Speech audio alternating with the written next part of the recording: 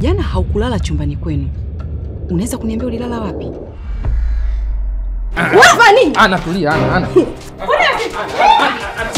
Ana tulia. Jana usiku Jini ameenda kulala kwa Kelvin. Sasa wewe endelea kunengeneka hivyo hivyo. Mimi nahusika kwa namna moja ama nyingine kwa sababu mimi ndio chanzo kati ya wale watu kugombana. Lakini pia sihitaji Ana aondoke katika hii project kwa sababu sisi wasanii wote hapa tunaitazama hii project katika jicho la kipekee sana. Unajua kwenye maisha kila mtu Mungu kampa kitu chake. Kitendo cha kutaka kujilinganisha na mwingine ni kufuta ufunuo wako. Nikwambie tu ukweli, sijavutiwa na wewe. Hivyo ndivyo mapenzi yalivyo.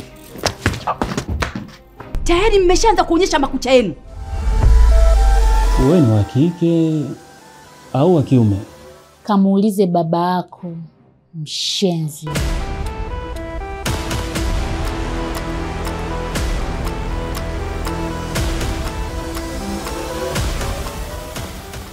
Mapenzi sio hitaji la mwisho kwenye maisha yetu.